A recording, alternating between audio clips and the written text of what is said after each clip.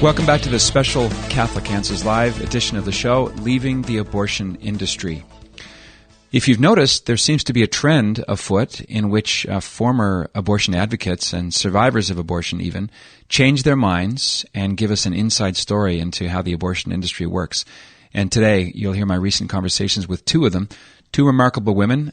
Jules Green is one of them. She's a former abortion clinic worker turned dynamic pro-life speaker. She is a great testimony to the power of the Holy Spirit to reach people with the truth of the dignity of human life. And Jules Green has a story you won't want to miss. That is later in this hour. We begin with Catherine Adair. She's a former Planned Parenthood employee who now runs the Respect Life ministry at St. Francis of Assisi Parish in Massachusetts. Catherine grew up Catholic, but kind of drifted away from the faith that wasn't really emphasized in her home. And during her college years, she became pregnant and had an abortion, and immediately suffered from great sadness and emptiness, and decided to become the world's greatest feminist. She received a degree in women's studies. She marched on Washington to support abortion on demand and began working at Planned Parenthood, in fact, as an abortion counselor. But Catherine reached a turning point when she filled in for another employee at the clinic who assisted with second trimester abortions. So she quit, and at her husband's urging, began to return to the sacraments, made a good confession, and now is a dynamic pro-life advocate. Well, I'll let her tell the story. Catherine Adair joins us now from her home outside beautiful Boston, Massachusetts. Hey, Catherine. Hello. Do you get, tired's the wrong word, but is it difficult or easier over time as you retell your story of joining Planned Parenthood and working there and then exiting? Is it a difficult thing to be asked about constantly?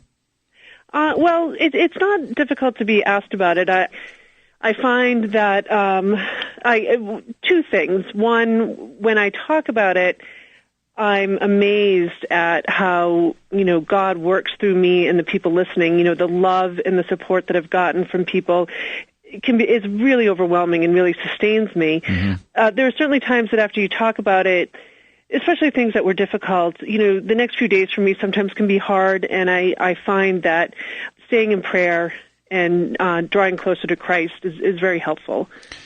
And you began in, say, late 90s. You were a young college student and fresh-faced, really wanted to make a difference in the lives of women. You didn't join a Planned Parenthood to harm anyone or to do anything other than make the world a better place, right? That's important to keep in mind, that you had the best of intentions.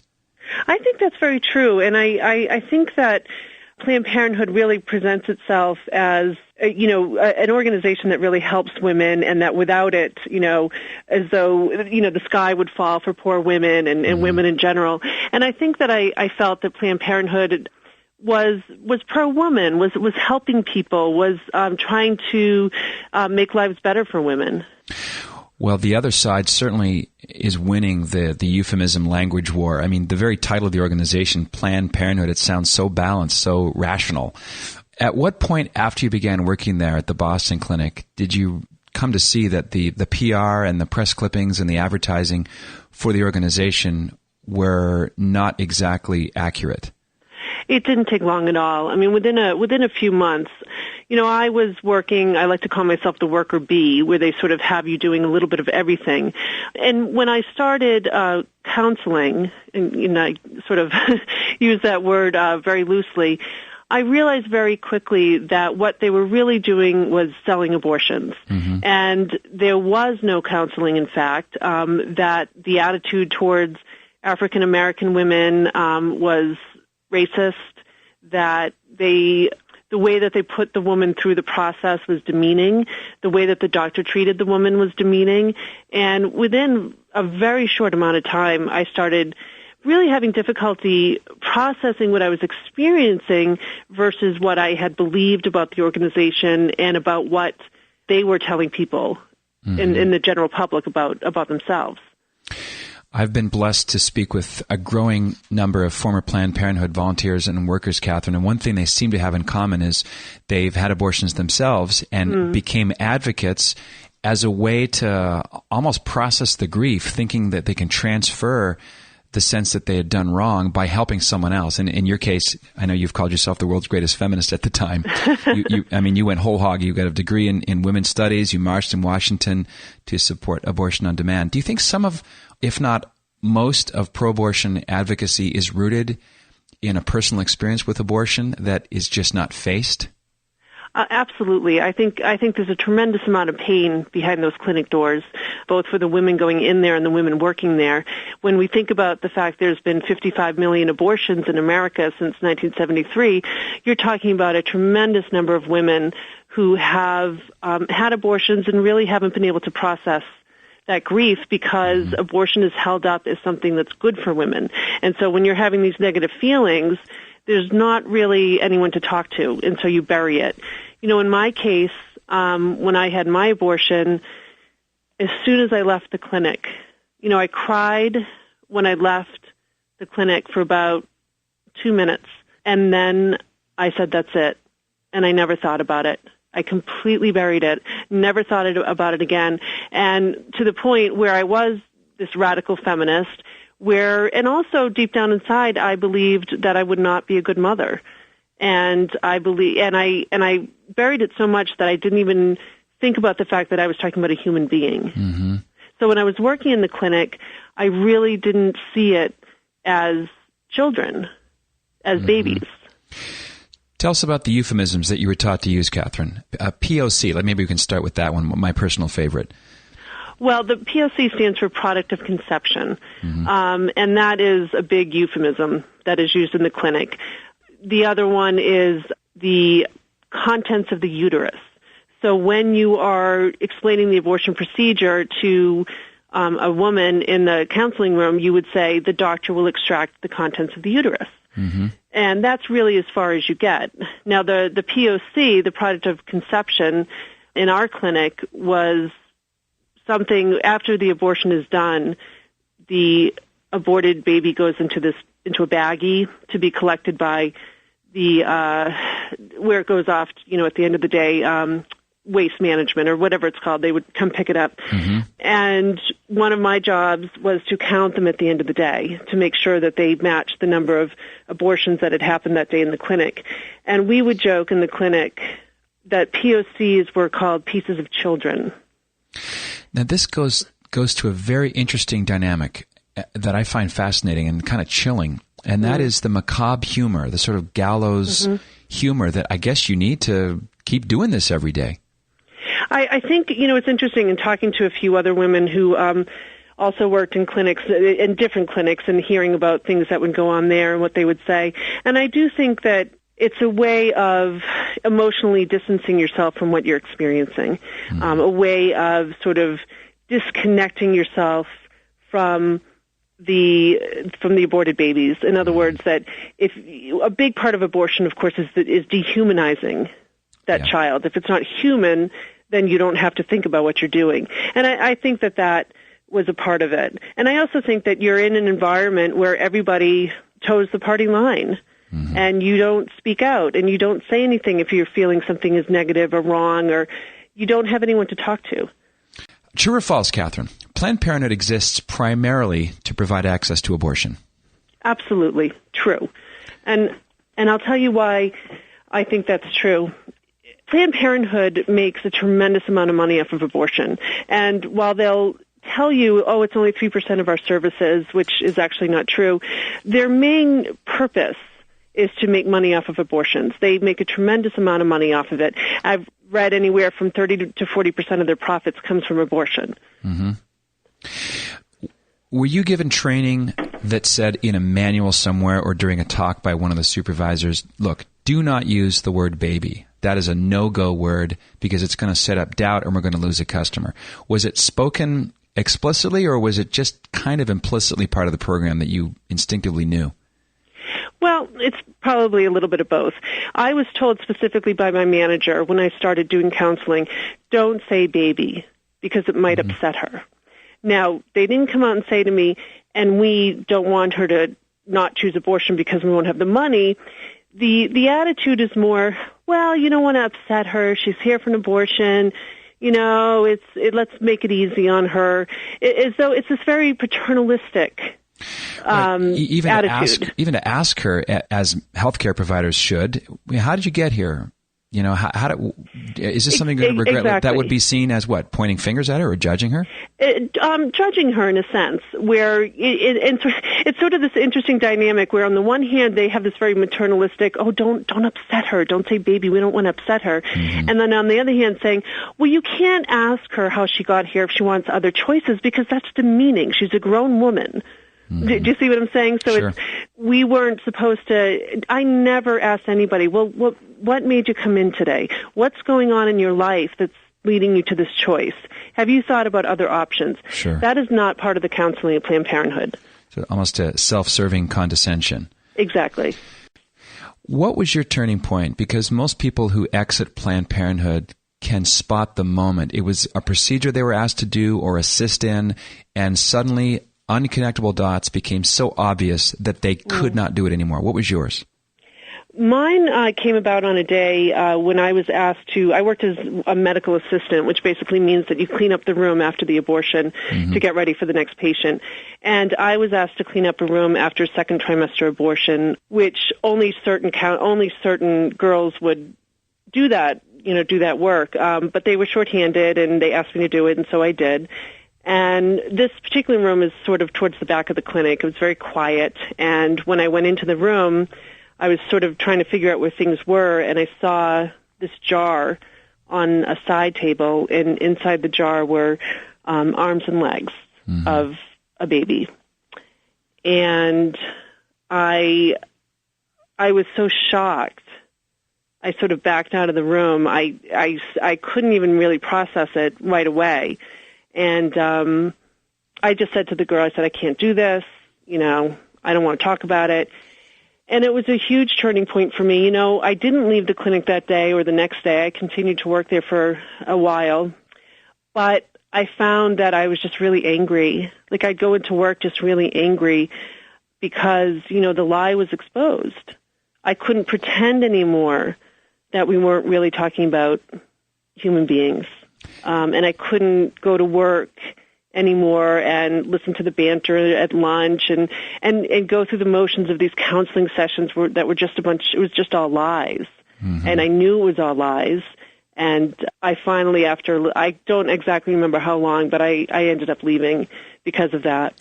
And in your case, it wasn't abstruse or kind of theoretical. That obviously tied back in your mind's eye to your own abortion, I would think. Exactly. It's funny, it didn't at the time. It took many years. God has been very good to me, and it took many, many years, and it really wasn't even until I came back to the church that I saw what I had done to my own child, and I was able to grieve that, because I think before that it was too painful. I just couldn't do it. But Jesus really helped me through that process. You must look back on your journey, Catherine, with sort of a rich sense of irony, because when you're marching in Washington and studying a degree in women's studies, the idea of being a Catholic at all must have seemed just beyond the beyond. Oh, absolutely. I really had so many negative feelings toward the church, and that's why I think now in this sort of time of this battle between, pro-abortion people against the Catholic Church, I really do understand what they're feeling and what they're thinking. I also know how wrong they are, being on the other side of it. I certainly never thought in a million years I would ever go back to the church. How does Planned Parenthood target minority neighborhoods, and how are blacks and Hispanics particularly targeted by Planned Parenthood? Well, I think first it goes directly to the founding and the history of Planned Parenthood, which was Margaret Sanger, who basically saw birth control as a way to control what she saw as undesirable populations, meaning blacks, and if it was today, Latinos. And so, but the idea is that they say that they're servicing areas that are sort of on the outskirts, low income and minority neighborhoods with birth control and pap smears and HIV testing, STD testing.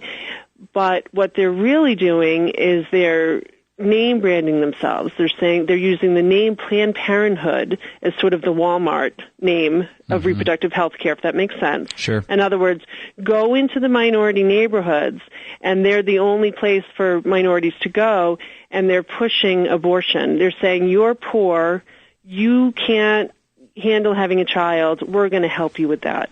We're going to help you, and you can come here and have an abortion. How much of the game is being changed, Catherine, by the rise in the greater accessibility of really high-quality ultrasound, so that now people can no longer hide behind euphemisms like POC and so on, where there it is in 4D, in glorious, almost in living color right there. Do you see a change dynamic there?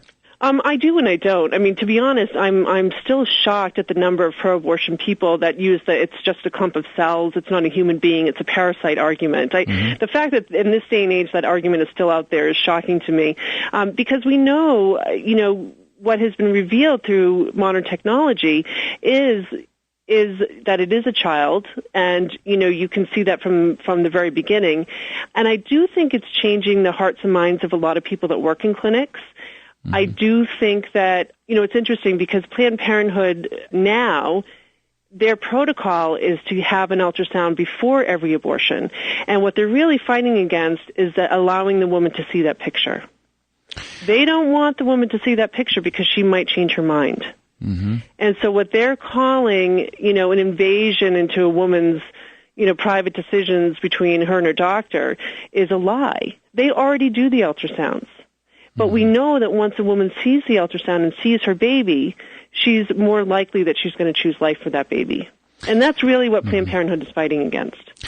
Even someone like the late, great Dr. Bernard Nathanson, back in the late 70s, when fetology was relatively primitive by comparison today, that was his moment. This is the guy who co-founded NARAL. Exactly. How much do you think the grace of God works in situations like this, Catherine? Because I know that abortionists and people who still work in the clinics who, even if the guardian angel were to show them, look, this is a beating heart, this is the fetal brain, this is a baby, and here are the instruments of death, and you have to stop doing this, they wouldn't care. I think it even goes, I think we have to remember too, and I remember this for myself, that these people are also in a situation where they are defining themselves a certain way. If you're pro-abortion then you're pro-choice, then you're pro-woman, then you're progressive, then you have this progressive worldview. And they define themselves this way. And everybody they know thinks this way. And their politics and their beliefs and their spirituality, everything is wrapped around this idea. And so when you present them with that, you're not just challenging their views on abortion, you're challenging their views on who they are as a person. And that's not easily changed. It just becomes an identity marker of a whole exactly. a whole worldview, not just part of it. Exactly. And so I think that's why, for example, the 40 Days for Life campaign is so crucial and so important, because I do really believe that prayer is going to change the hearts and minds of these people. It's going to soften them and lead them to be open to the Holy Spirit and to that guardian angel that you just talked about, tapping them on the shoulder. It might take a while, but it can happen, because, I always say that somebody was praying for me. And somebody had to have been praying for me. Sure. Because it's very, very difficult. I mean, just to talk about my experience and about my change from sort of a pro-choice to a pro-life person, it's meant a lot of the ending of many friendships, alienation from my family. It's not just that one little piece. I've interviewed Abby Johnson and Will again. I've interviewed Linda Curry, and I mentioned a growing number of former Planned Parenthood volunteers and staffers, and it seems like the organization is taking one PR hit after another. If you add that into Lila Rose's work with Live Action, do you find that the public's perception of Planned Parenthood is beginning to shift away from the unclarified, unquestioned ideal of simply providing quote-unquote affordable health care? Is that beginning to crumble, do you think? It's hard to say. I live in Massachusetts. Okay, fair enough. I certainly hope so. And I do think that there are people who maybe are more open to hearing, well, maybe some changes need to be made in the organization, or maybe maybe this happened or that happened, but I'm not sure. I certainly hope so, but I think we've seen what Planned Parenthood did with Komen is that when they get hit, they hit back twice as hard or 100 times as hard. And so I do think it's very hard to penetrate sort of the mentality of people to get them to be open to the fact that, Planned Parenthood is a huge corporation, and corporations can be aren't always on the up and up. They can be shady. Yeah, so we'll see. We'll see. And there's the old adage: never get in an argument with someone who buys ink by the barrel. Right. Exactly. Catherine, in our few moments left together, I wanted to have you talk to the woman listening right now who's pregnant and scared about what her options are, because if she goes to a place like a Planned Parenthood quote-unquote clinic, I hate using the word clinic for that place, but she'll be told one thing. What other things could you plant in her heart and mind right now, listening to your words today? Well, I would say to her that this child that you are carrying right now is your child, and you have the opportunity to be a mother to that child, to get all the help that you need. And I would beg you to really think about the long term and not just what you're feeling right now today, that there are people that will help you, there are people that will listen to you, and go with what's in your heart, because you know in your heart that you know this is your child, and there are people to help you. And I would ask her to call her local crisis pregnancy center. I do believe there's a 1-800 number, a national number that she could call. And this is something, an abortion never goes away. It will stay with you for the rest of your life. All these years later, I still, every day, think about my child. Every night when I go to bed and I kiss my children goodnight, I always have another kiss from my child that I aborted. And the pain and the grief and the suffering is forever. But the joy of motherhood, the joy of life, is also forever. And if you've gone through with it and had an abortion, Catherine, just a brief word on the work of Rachel's Vineyard and how important that experience of liberation and restoration. Absolutely. The healing that is available to you, to any woman that's had an abortion, is tremendous. And to be able to touch those feelings that you've never touched before, to be able to name that child, to be able to be in fellowship with other women who have experienced the same pain and the same loss, is incredibly healing. And even though it is with you forever, I think that you can come to a place where you're not suffering from guilt or self-hatred or depression. All those things that come along after abortion can be healed. And so although the pain is still in your heart, I know this sounds strange, but it's a peaceful pain. It's not a suffering. It's not a constant, piercing of the heart. Sure. Catherine Adair, I wish we had more time. Thank you so much for your time joining us, and thank you for being a gift. Oh, thank you so much. God bless you. God bless you.